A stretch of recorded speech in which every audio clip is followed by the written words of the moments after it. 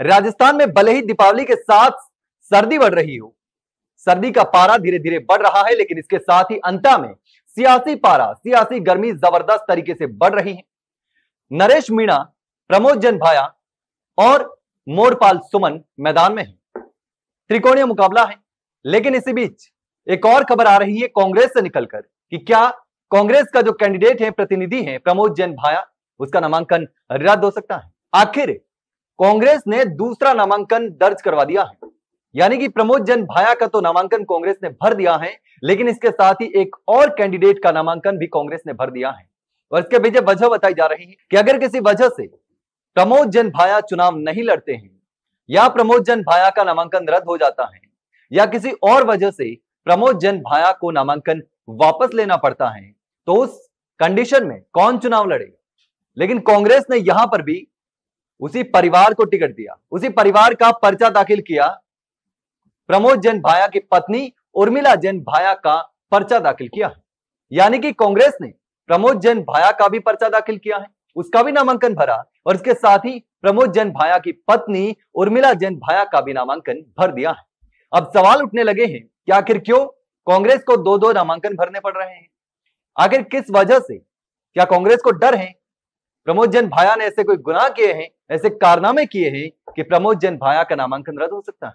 क्या कांग्रेस को डर है, ये तमाम सवाल उठ रहे हैं। और इसी बीच एक खबर आ रही है कि कांग्रेस ने प्रमोद जन भाया की पत्नी उर्मिला जन भाया का भी पर्चा भर दिया है। अगर किसी वजह से कोई भी दिक्कत होती है, प्रमोद जन भाया का नामांकन रद्द होता है, या फिर नामांकन वापस ले लिया जाता है किसी वजह से, या चुनाव नहीं लड़ते हैं, तो फिर ऐसी स्थिति में उर्मिला जन भाया को चुनाव लड़वाया जा सकता है। लेकिन यह सवाल परिवारवाद पर खड़े होते हैं कांग्रेस में कि कांग्रेस बार बार एक ही परिवार को टिकट दे रही है।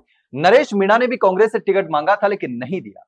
ऐसे में नरेश मीणा निर्दलीय मैदान में उतर गए, और यहां पर सबसे बड़ा नुकसान नरेश मीणा की वजह से होगा, वो कांग्रेस को ही होगा, क्योंकि बीजेपी के वोट टूटने की संभावना कम है। बीजेपी के वोट न तो नरेश मीणा को जाएंगे और न कांग्रेस को जाएंगे। भले ही नरेश मीणा के समर्थक यह आरोप लगा रहे हैं कि बीजेपी ने मोरपाल सुमन को मैदान में इसलिए उतारा है ताकि बीजेपी इनडायरेक्टली प्रमोद जन भाया का समर्थन कर सके, सपोर्ट कर सके। लेकिन अब बीजेपी के पास जो वोट हैं वो सारे सुरक्षित हैं। कांग्रेस के वोट टूटेंगे, ये टूटे हुए वोट कांग्रेस और नरेश मीणा के पास जाएंगे। ऐसे में ये तमाम सवाल खड़े हो रहे हैं कि आखिर कांग्रेस क्यों अपने पैरों पर कुल्हाड़ी मार रही है। लेकिन इसी बीच अब दूसरा नामांकन जो है वो उर्मिला जन भाया का भरा गया है। लेकिन इस पूरे मामले पर आप क्या सोचते हैं, आखिर अंत में क्या कुछ होने की संभावना है?